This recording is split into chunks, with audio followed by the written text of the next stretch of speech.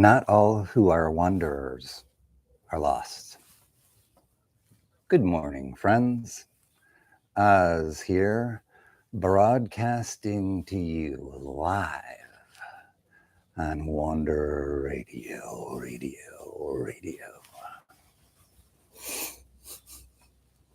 What is Wanderer Radio? What is a wanderer? Are you a wanderer? That's what we'll find out. Firstly, I'm talking at this volume level because I'm not sure how loud I can be with the neighbors here and not disturb them. I'm sitting outside, as you can see, and this is my new endeavor, Wanderer Radio, broadcasting live. And I know what you might be thinking. This old guy obviously does not understand what broadcasting is. He doesn't even understand what radio is. I don't care. I say that this is a live broadcast on radio. So what are we doing with this visual space here? Why is it live? What is this format about? This today's first installment is going to be an effort to explain what Wanderer Radio is, what a wanderer is, at least per my discernment, what that means to you. And on an ongoing basis, the point of Wanderer Radio is to share the tools of the wanderer, to do the work of the wanderer. And if all of this sounds like just woo-woo craziness to you, well, that's okay. But maybe it doesn't. Maybe you want to stick around a bit. Maybe you already know you're a wanderer. Maybe you've heard about it before, wondering about it. But anyway, a wanderer, put most simply, is a type of spiritual, if you will, or consciousness work. It's a type of work. Certain people are here doing this kind of work. It's not any more special or better than the work anyone else is doing. It's just a specific kind of work. But before I get into that, I want to talk a little bit about why this shot, why I'm doing this live and all of that. So firstly, I'll get into all this in future broadcasts, but I've been away much longer than intended.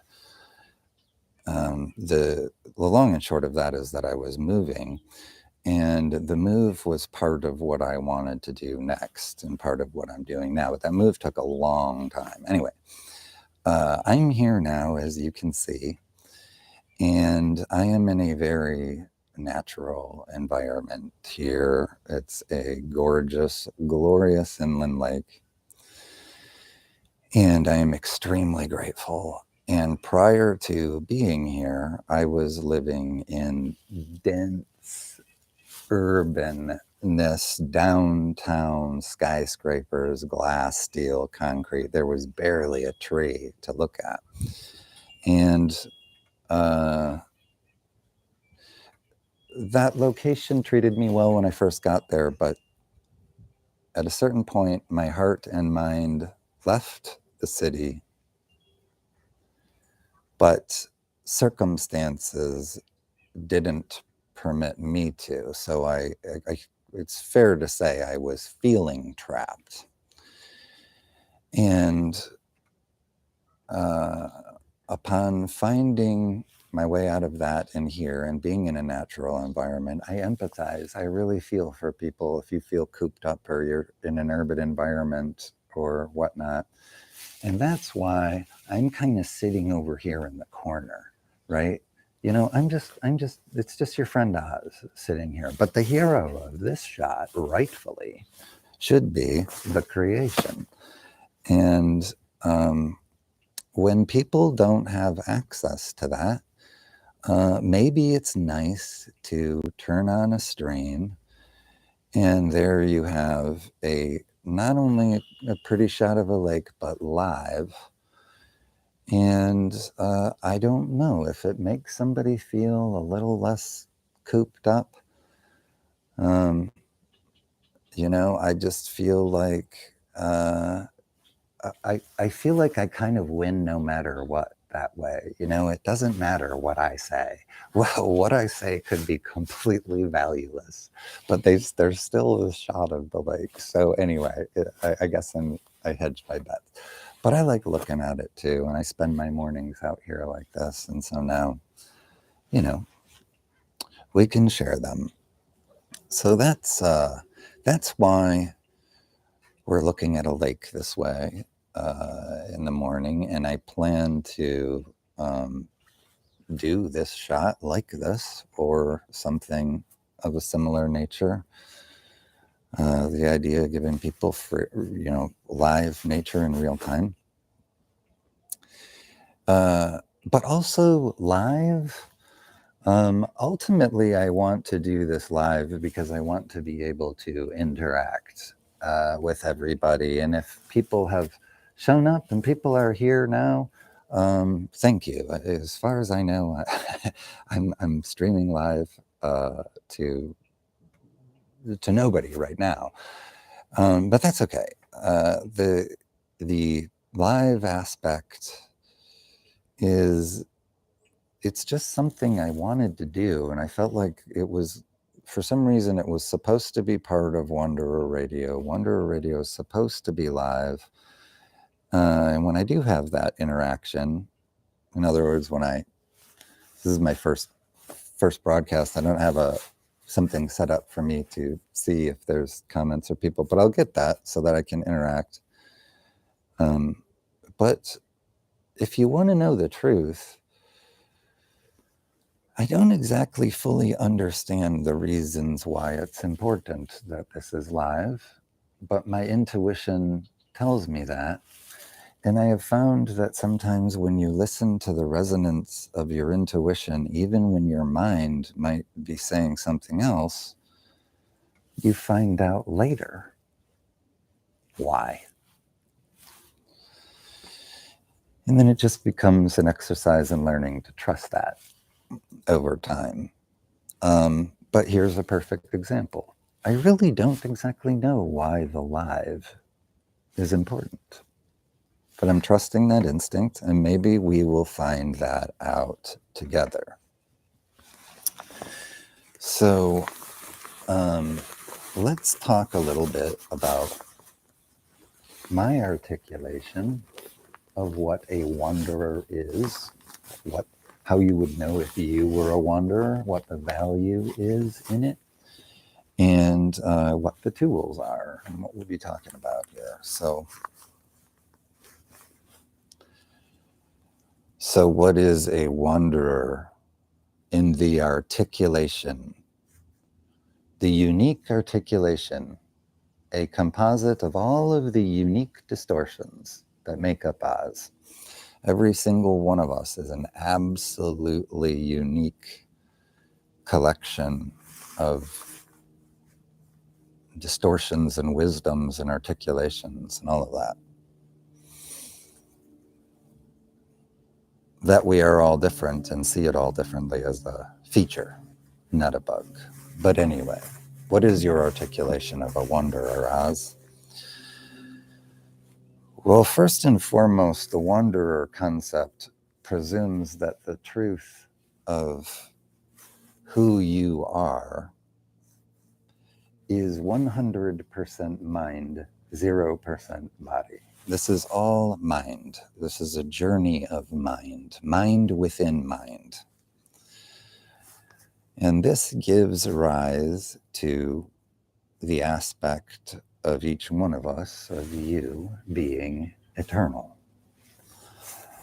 If the only thing that's true about you right now is your mind, then when the body dies, it's going to make perfect sense that you float above it and go, oh, there's my body. I guess that happened. And then the journey continues. So this is an eternal journey of mind in which bodies are occupied multitude of times. We've been the atomic or mineral consciousness, the first density. We've been the second density, plants and animals. And presently what we're experiencing is the third density. Now, of course, these are terms that I'm using. They're in the Law of One. People use other terms for this, but the point is, on that eternal journey, each of us as a being has a well, I'm just going to direct this to you. It's my articulation. You're using your discernment. This is all fine. This is how I understand it. On your eternal journey, you could be said to be at a certain frequency of mind, let's say. And a planetary realm or a plane of existence could also be said to be at a frequency. Both of these things have a baseline. And the idea is that, generally speaking, in the normal course of things, most of us probably tend to incarnate, so to speak, or enter into a particular experience. We probably tend to do that in the place that we're more or less matched.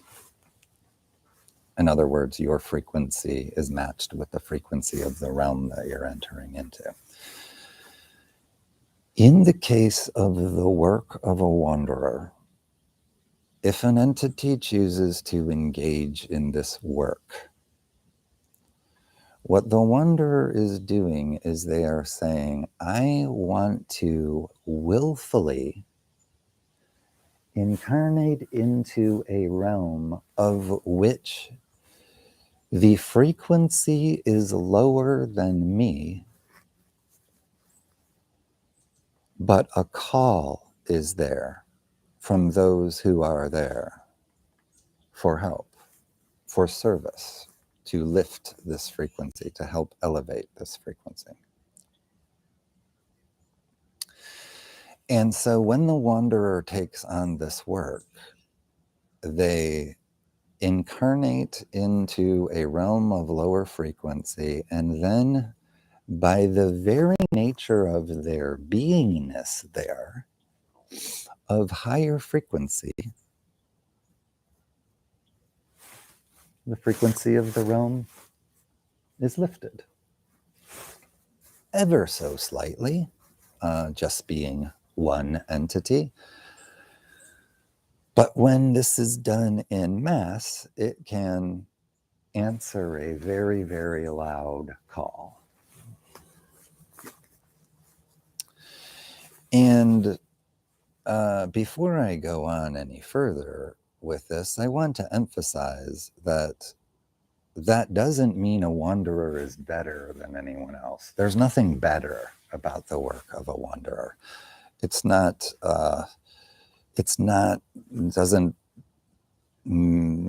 part of some status or something that makes what you do more valuable than the work anybody else is doing anywhere else in the creation.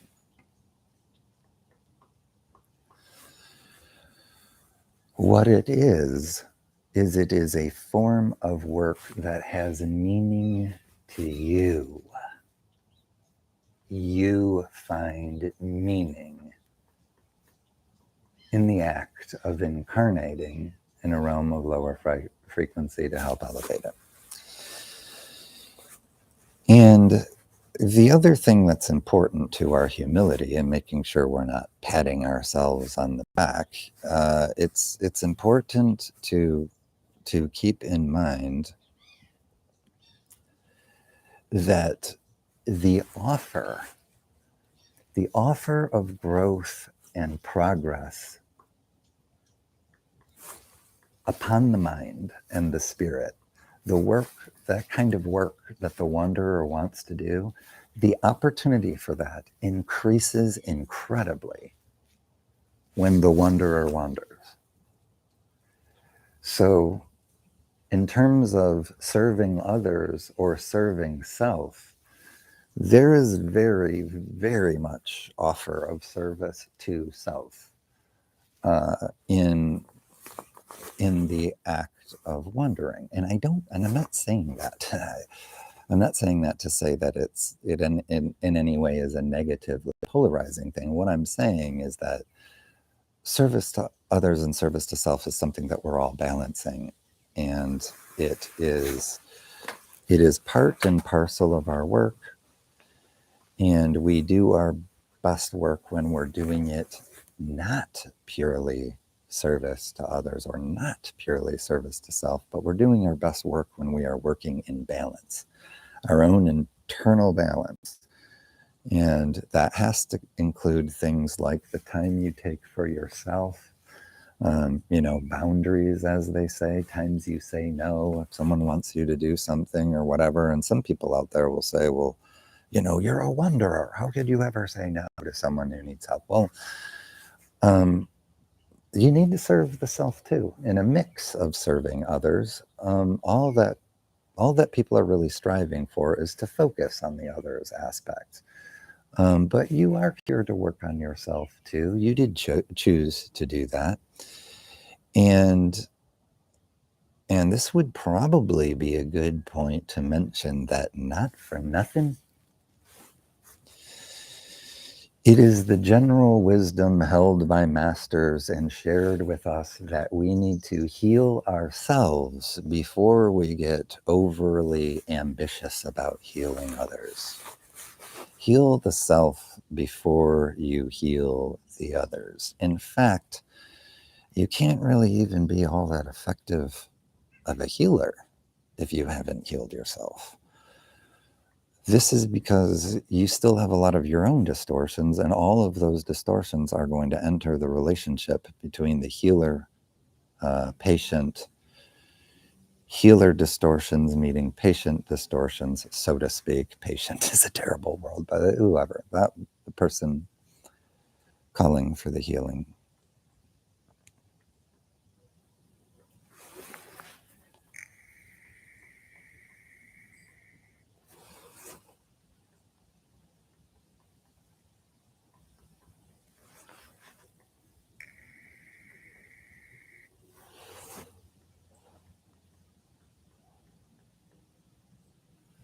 God, that's gorgeous, isn't it? That's amazing. Ah. Oh. And hey, this is the perfect moment. Like this is the reason that I wanted to broadcast live Wanderer Radio at this time, because as you can see, the sun has gone down.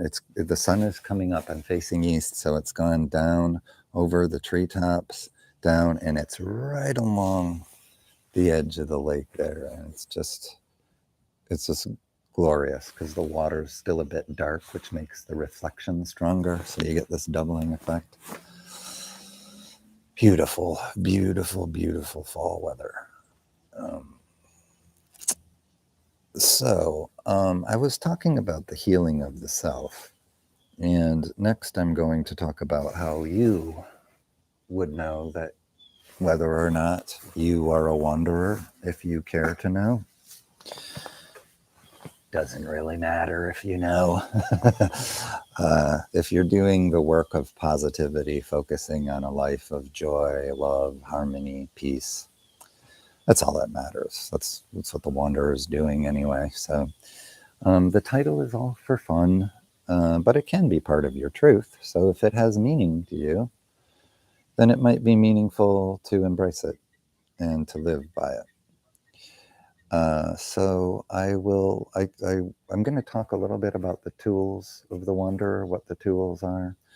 But first, let's talk about how you would come to know that you are a wanderer. How does one know something like that? Is there... Oops. Sorry, friends. Is there a blood test that you can send your blood sample into? And they'll hit you back with a thing that says wanderer, not wanderer. No. Is there a written test? Nope.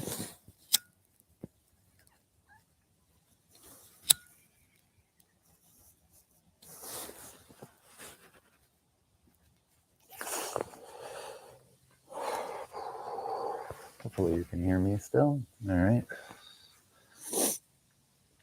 There are questionnaires online. A lot of them are fun. Whole bunch of questions. This, whatever. They're great. I think they're fun, and I think they are good questions that are good. But I think it's a lot simpler than that, and I'm going to share with you in a minute.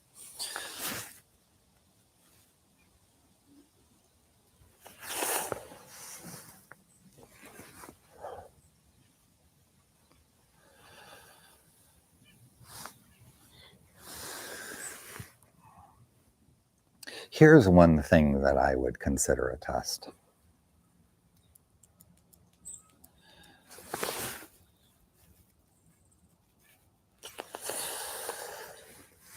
I've been talking for at least 20 minutes now on the premise of Wanderer Radio and what a wanderer is and what is a wanderer. To most people, that sounds like abject woo-woo gobbledygook. And yet, 20 minutes later, you're still here.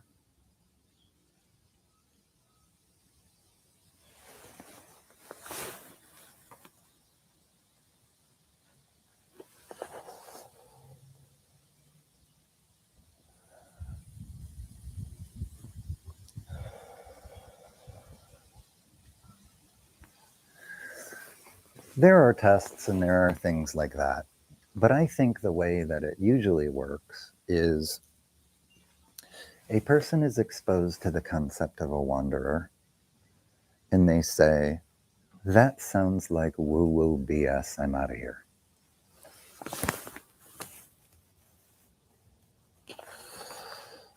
Perhaps at some point later, after different catalyzing experiences have occurred in their life and they've changed, things have changed about them, the wanderer concept comes across their awareness once again. But this time they look at it and they go, huh, it's an intriguing idea. What a fantastical world that would be if such things were real.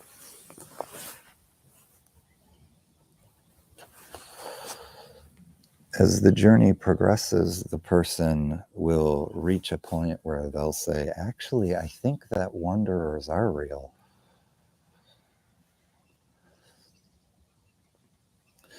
By the by, in the law of one, the question is asked directly, how many wanderers are there? And at the time, the estimation was hundreds of millions. So not that any of these empirical numbers mean anything, but I just say that because if it means something to somebody, there's a lot of them here, lots of them. This is not rare. But what can we accomplish if we work together? Come on, all hundreds of millions of you. Let's change this place.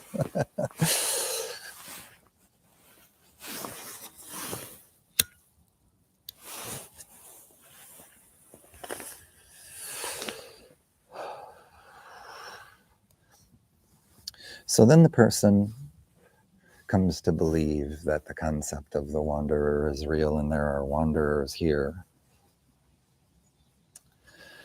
And then at some point, maybe one will ask, or someone will ask, do you think you're a wanderer? Am I a wanderer? They'll look in the mirror. Me? You? You're a wanderer.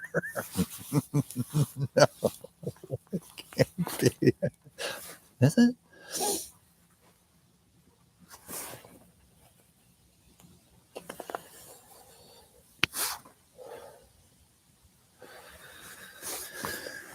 And then one day, perhaps completely unceremoniously, the question isn't a question anymore. It's an answer. It's a knowing. Doesn't seem to be any reason anymore to ask. Especially when one realizes there isn't really any meaning in being a wanderer anyway. It's not a status thing. It's a work thing.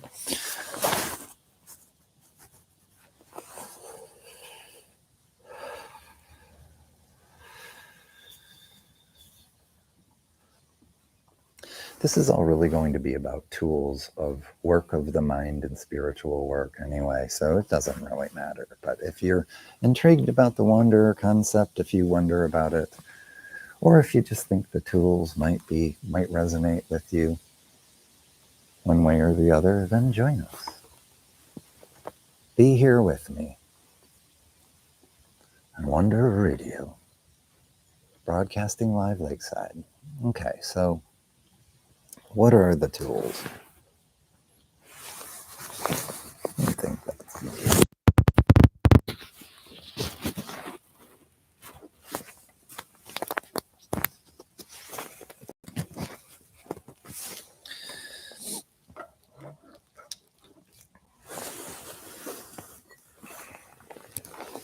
So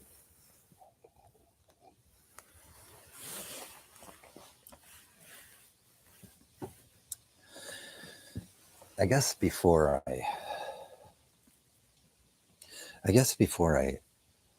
I talk about tools specifically, it bears mentioning regarding the work of the wanderer.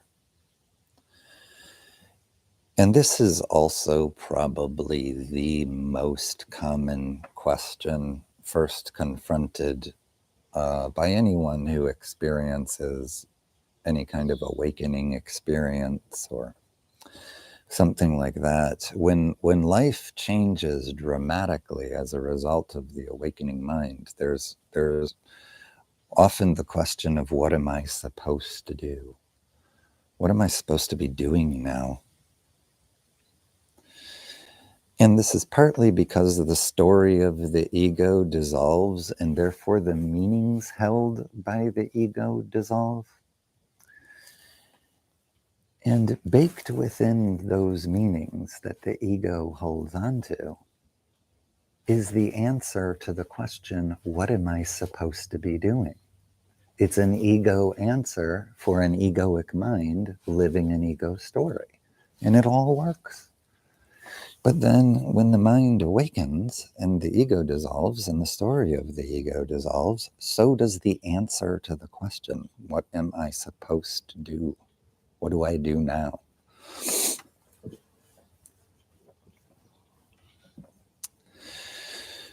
Well, this is kind of analogous to the moment when you would find that you had been going in reverse for a very long time. You finally decide to slow that down, and at last you arrive at a stop.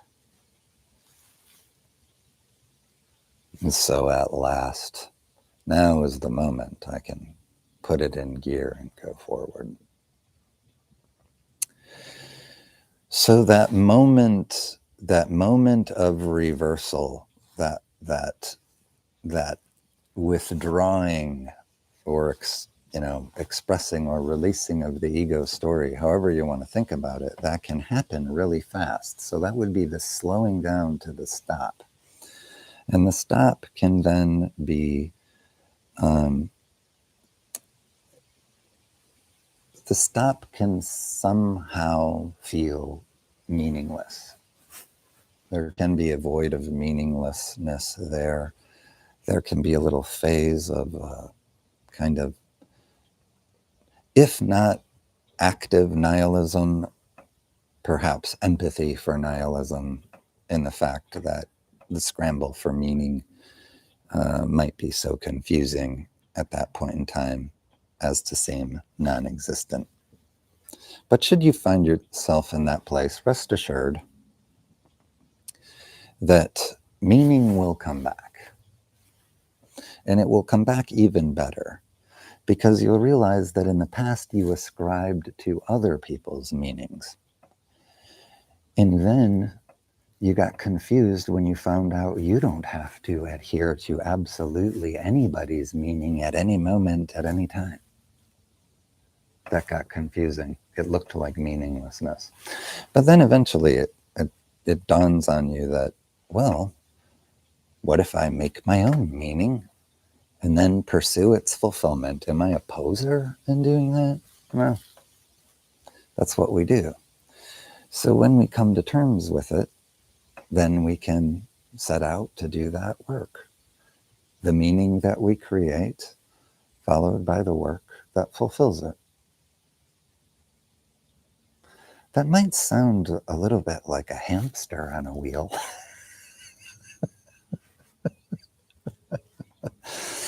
But my question to you would be, what do you do with eternity?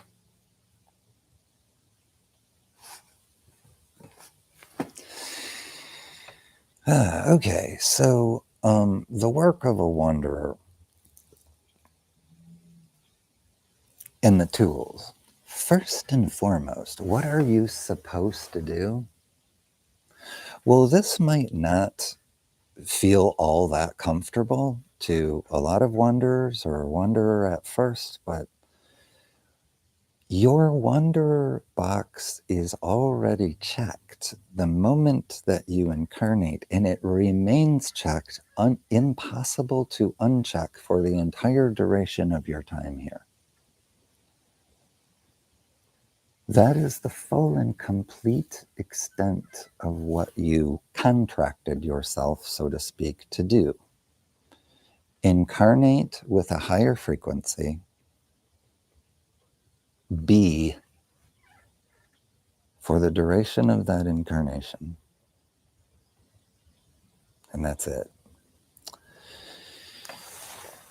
So when I talk about the work and the tools of the wanderer, what I'm really talking about is extra credit. There is absolutely zero obligation to do any of it. You have zero obligation to do anything in this incarnation, and you are still 100% successful at your wandering from the moment of your conception to the moment of your exit. And this idea is uncomfortable to some people. What do you mean? What do you mean? The meanings are not laid out somewhere. What am I supposed to do? Yeah. Well, if you're looking for something to do, I might suggest extra credit. Why not? You already got the job done. Deal with it. You already did it. 100%. It's done, done, done. You are a successful wanderer. Done. Cannot change that. Cannot uncheck the box. Your mission ever and always in a state of completion. So why not give meaning to extra credit? Why not put your foot on the gas now? Create your own meaning. Extra credit is not an obligation of anyone. But we can release obligations created by anyone else and focus on our own. So we put the meaning in the extra credit and focus on the work. And so if I were to describe what that work could look like, I mean, this is an example of it right now. I am doing exactly at this second, in the present moment now, what I was just suggesting. I have created an extra credit idea of Wanderer Radio, and I'm out here talking to you all. So Yeah, so understanding it, positioning it as extra credit, nonetheless giving meaning to it, and then going forward with a live show in the present moment. This extra credit work involves the seeking of wisdom, of greater enlightenment, of crystallizing the structures of the ideas and the mental models and the concepts we hold in our minds. And the reason that we do that is because within the center, or if you want to say center, within our beingness, each and every one of us, in the very center of our beingness, is a very, very unique personal truth, unique in all the creation.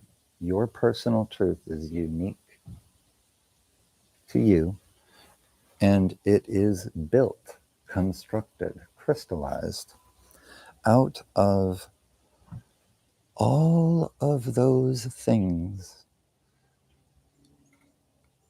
that you have discerned to be true and accepted and embraced into your idea of what is true. Now, this can include this. Hold on, I'm trying to see if my.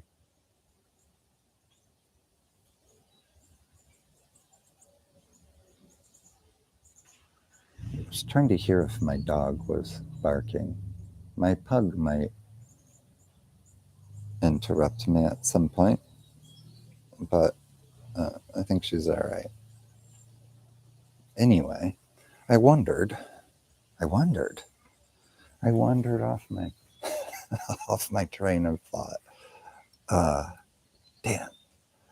Oh my God, I know this is going to happen to me all the time if I do this live on a regular basis. Oh my God. Okay, the tools. I was talking about the tools, and I was talking about how the box is always checked. And now we're doing extra credit. Okay, I'm walking myself back there.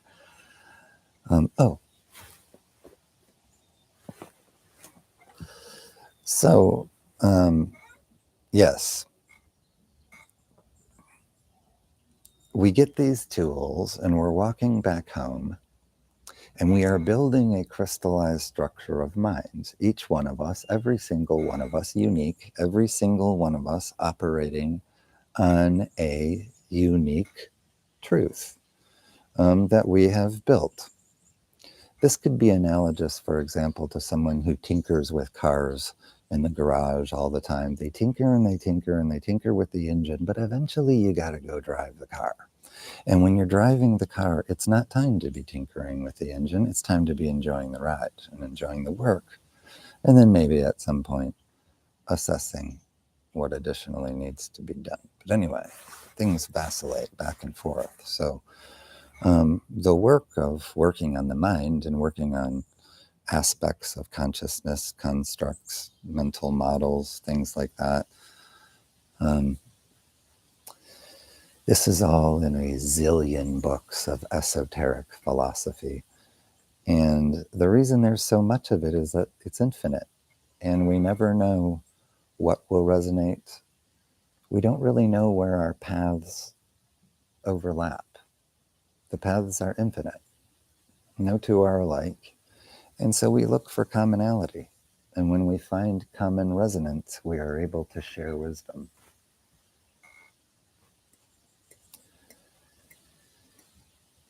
Wisdom isn't really gained through third density, physical type of evidentiary informational learning, so to speak. It is more of a discernment. In other words, everything's coming by you or through you or surrounding you, and you're filtering. You're acting as a filter through your discernment, deciding what resonates and what does not. And what resonates with you as truth is embraced. So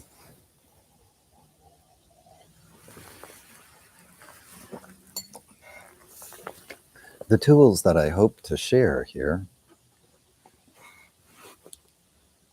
and I do hope in the experience of doing this, I learn as much as teach. In the law of one context, they say there's teach learners and learn teachers.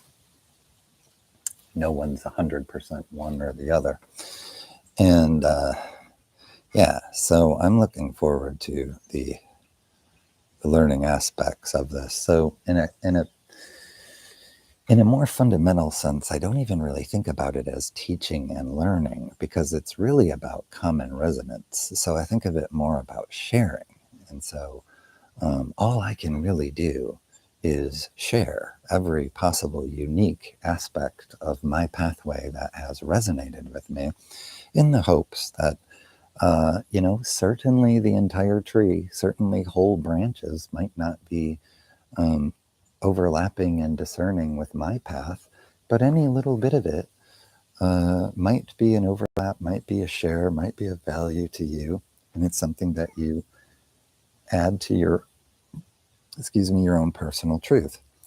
The first reason we would do this is for ourselves personally, for our own physical, emotional, spiritual health.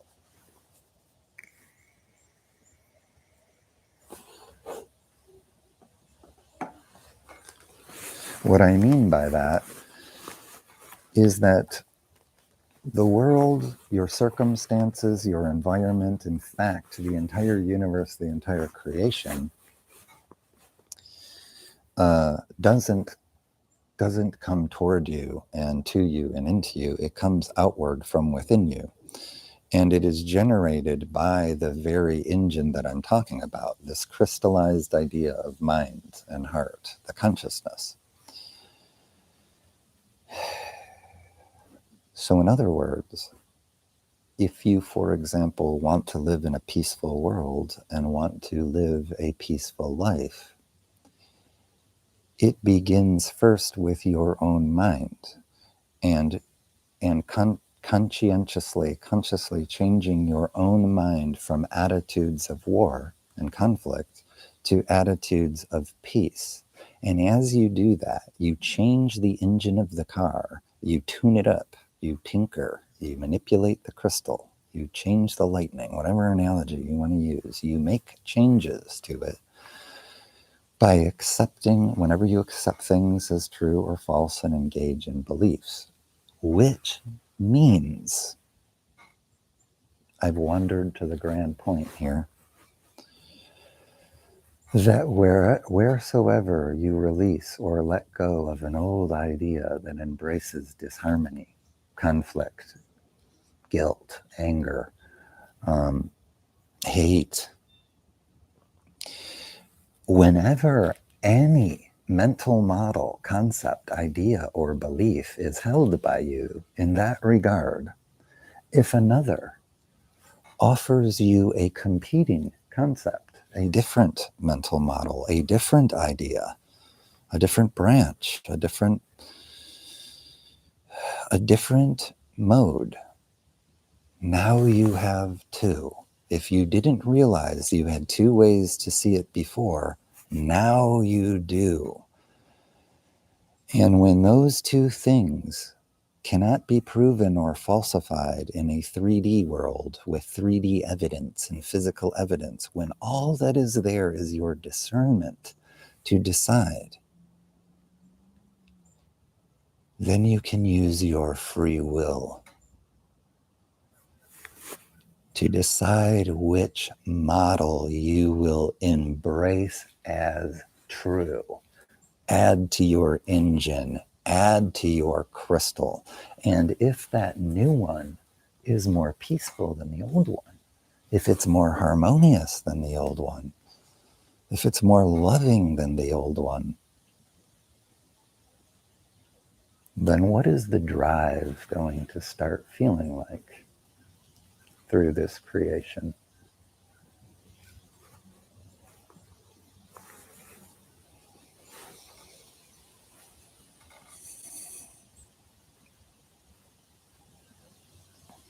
That's how we build our own peace, through a mental model, through mental models and constructs and ideas. That's what 8 billion books of esoteric philosophy are all about. And that's what Wanderer Radio is all about. So hopefully you'll join me. That was really fun. Man, I am so stoked. This, it might seem small, but this is something I've been thinking about for a really long time. And wow, it feels good to have finally made this move to be here and be able to do this and share with you all in this way. Love to you all in the love and light of our infinite creator, who is also you. I thank you for joining me this morning, broadcasting live, lakeside. This is Oz on Wanderer Radio.